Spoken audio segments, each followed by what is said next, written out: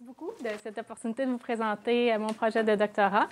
Donc, moi, je suis ergothérapeute à domicile et comme vous savez, sans doute, les services de réadaptation à domicile ont un rôle très important à jouer dans le système de santé parce que ça favorise le maintien à domicile des personnes en perte d'autonomie le plus longtemps possible.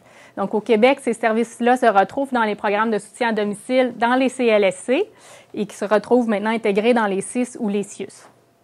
Plus spécifiquement, le rôle de l'ergothérapeute à domicile, c'est de favoriser l'autonomie dans les activités quotidiennes, puis aussi la sécurité de la personne et de ses proches. Et ce qu'on fait typiquement comme intervention, c'est des adaptations au domicile, par exemple une rampe pour les escaliers, des choses comme ça, recommander des aides techniques à la salle de bain, par exemple, ou ailleurs, et enseigner des stratégies pour faciliter le quotidien.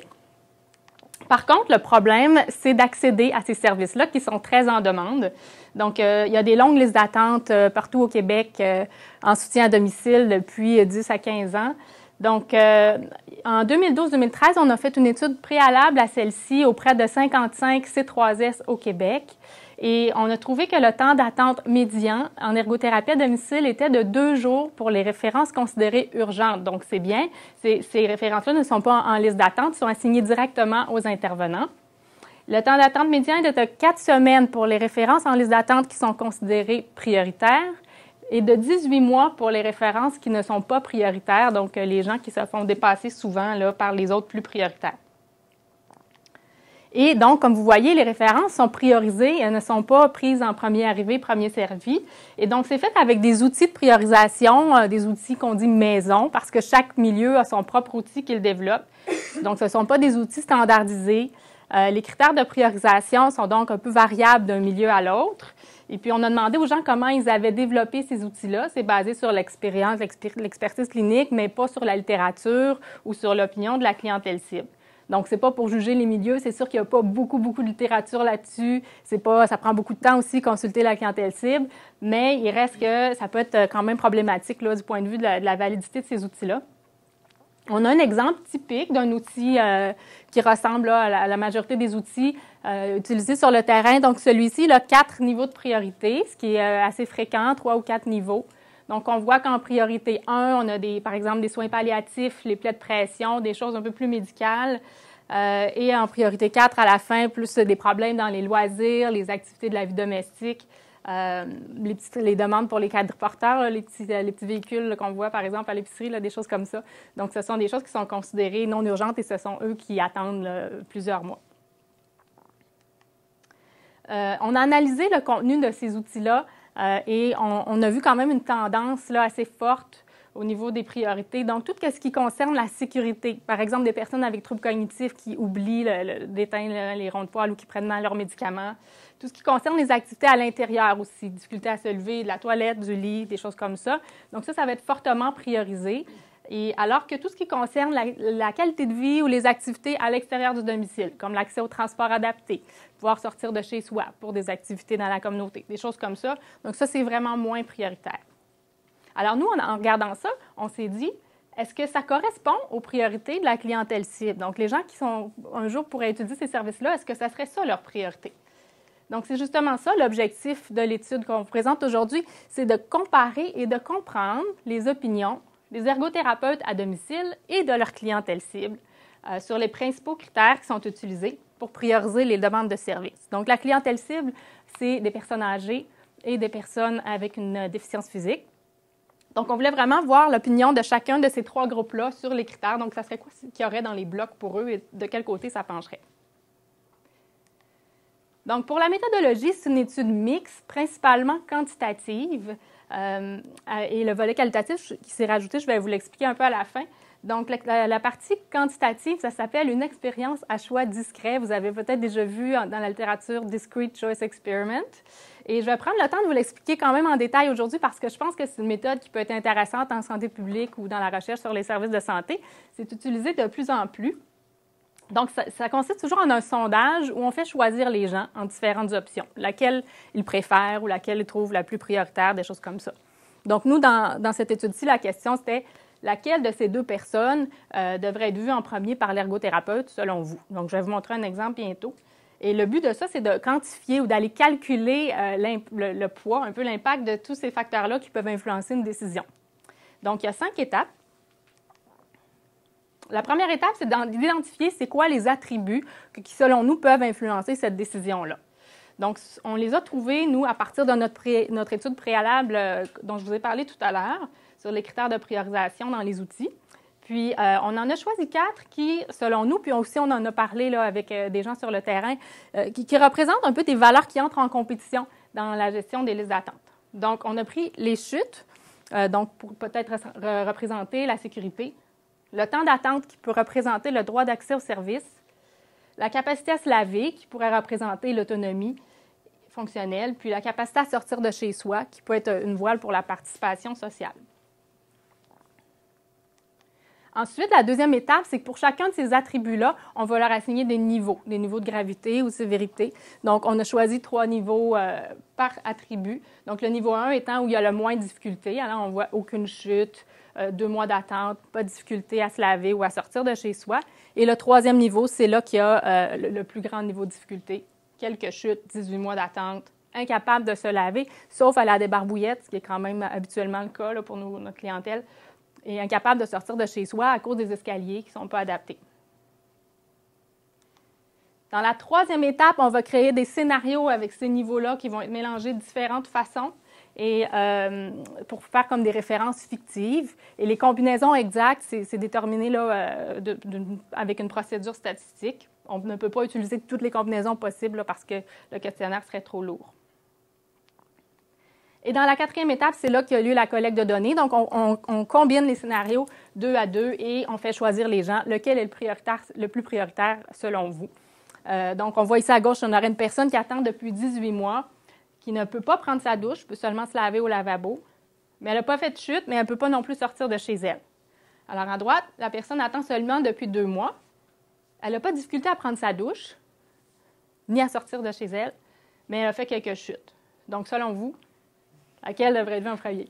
Alors, évidemment, il n'y a pas de bonne réponse. En tout cas, chacun a son opinion là-dessus. C'est d'aller sonder les opinions. Donc, on a fait ça, nous, par sondage postal. Donc, dans chaque questionnaire, il y avait 8 questions de la sorte. Puis, on envoie ça à 3 groupes de répondants, donc des ergothérapeutes à domicile qu'on a recrutés sur le site web de l'Ordre des ergothérapeutes, des personnes âgées de 65 ans et plus qui vivent à domicile, qu'on a recrutés dans la banque de participants du centre de recherche de l'IUGM, puis des adultes ayant une déficience physique, recrutés dans différents organismes communautaires au Québec. Pour pouvoir comparer leurs opinions, ce qui est recommandé, c'est une taille d'échantillon d'au moins 200 personnes par groupe. Et la dernière étape, c'est l'analyse de données. Ça se fait par régression logistique. Donc, la variable dépendante, c'est est-ce que le scénario a été choisi, oui ou non. Et les variables indépendantes qui influencent ça, c'est chacun des 4 attributs dont je vous ai parlé, comment il influence le choix, mais aussi le groupe de la personne. Donc, est-ce que le groupe influence la décision? Ensuite, le volet qualitatif, c'est quelque chose qu'on a ajouté parce qu'on voulait mieux comprendre les raisons derrière les choix des gens. Donc, au lieu de le faire par la poste, avec un sous-groupe de répondants, on a fait le questionnaire en personne. Et pendant qu'ils répondaient, au moyen de techniques d'entrevue cognitive, on leur a demandé de nous expliquer pourquoi ils faisaient les choix qu'ils faisaient et qu'est-ce que ça représentait pour eux, ces enjeux-là. Donc, c'était un enregistrement vidéo où on filmait les mains des gens parce qu'ils nous pointaient toujours les scénarios. Puis, on a fait une analyse de contenu qualitatif de ces entrevues-là. Maintenant, pour les résultats, donc les participants, il y a eu 714 répondants pour le volet quantitatif, puis 30 personnes l'ont fait dans le volet qualitatif et ils sont inclus dans les 714. Donc, le résultat clé à retenir, c'est vraiment que les 3 groupes n'ont pas les mêmes priorités pour la gestion des listes d'attente en ergothérapie. Donc, comment on a fait pour savoir ça? C'est qu'il y avait une interaction significative entre le groupe et chacun des 4 attributs. Donc, ce qu'on a fait par la suite, c'est un modèle de régression logistique séparément pour chacun des 3 groupes. Donc, cette diapo-là, c'est pour les gens qui aiment les statistiques. Si vous aimez moins les statistiques, vous allez aimer la prochaine diapo. Alors, donc, on a ici chacun des 3 groupes et on a ici les attributs à gauche. Vous les reconnaissez, les chutes, tout ça. Et le rapport de code, donc le odds ratio de chacun de ces attributs-là par rapport au niveau de référence qui était celui où il y avait le moins de gravité de problème. Donc, j'ai surligné en jaune la plus grande priorité pour chacun des 3 groupes. Donc, on voit que les ergothérapeutes, eux, leur plus grande priorité, c'est les scénarios où les gens ont fait quelques chutes. Ensuite, pour les personnes âgées et les personnes avec une déficience physique, eux, leur première priorité, c'est les gens qui ne peuvent pas sortir de chez eux. Alors, on va reprendre ces mêmes rapports de cotes-là et on les met ici dans un graphique de façon beaucoup plus visuelle. Donc, on peut vraiment voir les proportions et on voit vraiment que la priorité là, pointe vers les chutes pour les ergothérapeutes, puis les priorités de chacun des 3 groupes. Maintenant qu'on regarde pourquoi, ça devient encore plus intéressant. Donc, les ergothérapeutes, eux, nous ont expliqué qu'ils priorisaient les chutes assez systématiquement parce qu'en fait, ils se devaient, de par leur mandat, de prioriser tout ce qui concerne la sécurité, l'intégrité physique de la personne avant tout, parce qu'il manque de temps. Donc, ils voyaient les autres enjeux, les autres priorités, mais ils n'arrivaient pas à se rendre là dans leur gestion de temps. Il y avait aussi un enjeu de protection des ressources. Ils savaient que leur service était en demande, il était limité. Donc, ils essayaient de les protéger, ces ressources-là, puis ils se disaient, bien, je vais aller où ça va mieux compter. Donc, les chutes, par exemple, une personne qui nous dit, bien, ça mène à des fractures, ça mène à de l'hospitalisation, ça coûte de l'argent. Ensuite, la personne va en réadaptation, puis elle nous revient. Donc, c'est vraiment stratégique de prévenir une fracture, prévenir les chutes, c'est ce qu'il y a de mieux. Malgré ça, il y avait quand même une tension ou un déchirement entre ces valeurs-là plus institutionnelles puis d'autres valeurs professionnelles qui étaient importantes pour eux. Donc, une approche plus centrée sur le client puis ses propres priorités, quelles qu'elles soient, ou une vision plus holistique de la personne, c'est-à-dire pas juste le physique, mais aussi peut-être le côté affectif ou social. Donc, une ergothérapeute nous dit, bien, c'est terrible, mais ces choses-là, ça n'apparaît pas dans nous. Quand on le sait comme ergo, on veut que notre client soit intégré, soit actif, tout ça, le plus longtemps possible, mais quand on priorise, c'est pas ça qui ressort. Une autre personne nous dit, c'est dommage de prioriser comme ça parce que ça réduit la portée de l'ergothérapeute et ça nuit à tout ce qu'on est en fait. Maintenant, on regarde la perspective des personnes âgées. Donc, pour eux, c'était vraiment une question plus d'autonomie. Donc, eux, leur priorité, c'était de pouvoir sortir de chez eux pour rester actifs. Oui, ils avaient des craintes de chuter, mais c'était plus de crainte de perdre leur capacité s'ils restaient enfermés à la maison. Donc, ils voyaient plus ça comme, ils insistaient sur leur responsabilité personnelle plutôt que de devoir toujours recourir à des services. Ils disaient, il faut que je me prenne en charge pour m'accrocher à cette autonomie-là qui sentait un peu fragile. Donc, une personne, en parlant de l'importance de sortir de chez elle, a dit, ben oui, il y a beaucoup de gens qui abandonnent, qui disent, non, je ne suis pas capable. Mais quand tu veux être indépendant le plus longtemps possible, il ne faut pas arrêter. Moi, je vais y aller tant que je suis capable. Ensuite, le groupe de personnes avec une déficience physique, eux aussi, c'était de sortir de chez soi la priorité, mais moins par peur de perdre l'autonomie, pas non plus tellement de peur de chuter, mais c'est plutôt quand ils regardaient les scénarios, ils se sentaient concernés, puis ils se sentaient un peu exclus des services parce qu'ils se rendaient compte que leur service, ça concernait un peu moins la sécurité. C'était surtout l'importance de sortir pour avoir une place dans la société. Une question plus d'inclusion, de participation sociale, d'avoir la liberté de sortir de chez soi. C'est une question de dignité aussi humaine.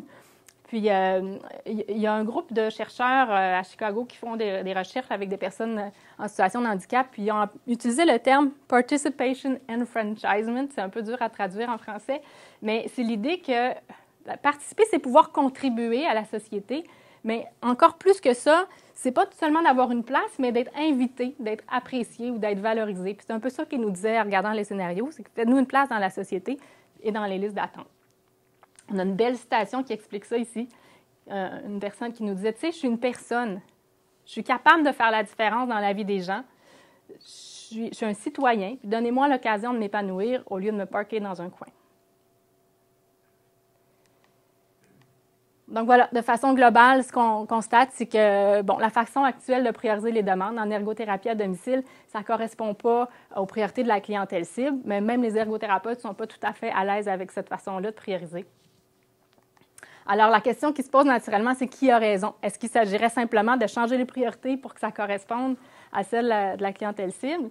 Nous, on pense que c'est plutôt une question d'expertise complémentaire. Donc, les professionnels ont une expertise sur, justement, peut-être la gravité des problèmes, mais aussi les interventions possibles pour y remédier, les ressources disponibles, etc. mais la clientèle cible a une expertise sur qu'est-ce que ça peut être vivre au quotidien avec une perte d'autonomie. Et les résultats ici, ça nous permet de mieux comprendre ce qu'on peut considérer un problème. Est-ce que c'est grave ou pas grave? Donc, traditionnellement, les ergothérapeutes, souvent, ou les gens dans le milieu de la santé, peuvent être appelés à voir ça plus en termes de sécurité à cause du manque de ressources, justement, en sachant qu'il y a d'autres choses à côté, mais en n'ayant pas le temps de les adresser. Alors, c'est sûr qu'on ne peut pas suggérer de diminuer l'importance de la sécurité, ça ne serait pas responsable, ça ne serait pas non plus réaliste, parce que si on n'est pas en sécurité, on ne pourra pas accéder à ces autres choses-là, comme l'autonomie, la liberté, etc.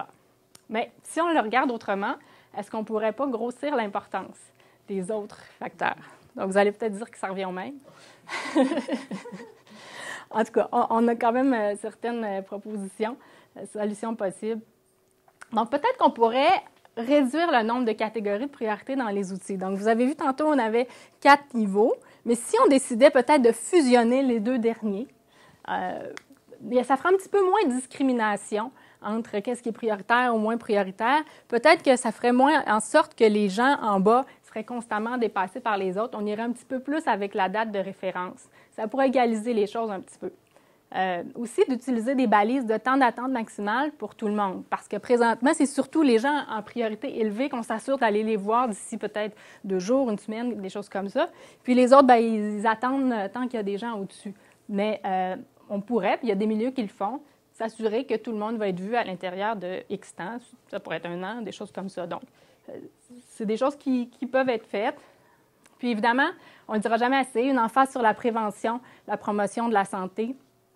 Tout le monde est d'accord avec ça, mais dans les faits, les gens ont très peu le temps de le faire. Justement, d'aller accorder un petit peu plus d'attention aux gens moins prioritaires, c'est une façon aussi de prévenir les chutes ou les fractures avant qu'ils surviennent, puis que les gens se ramassent en priorité 2 parce qu'ils ont fait des chutes à répétition. Donc, ce serait de le voir un petit peu par l'autre bout de la liste d'attente. Donc, avant de terminer, je veux juste mentionner une limite de l'étude, c'est au niveau de l'échantillon de personnes âgées et de personnes avec une déficience physique. Donc, c'était pas des clients en ergothérapie ou des gens en liste d'attente, c'était vraiment juste des gens vivant dans la communauté. Puis, on a regardé si ça représentait la population générale de personnes âgées ou handicapées. C'était pas tout à fait le cas. Donc, c'est surtout des femmes dans notre échantillon qui étaient plus éduquées que la moyenne et en meilleure santé aussi pour ce qui est des personnes âgées.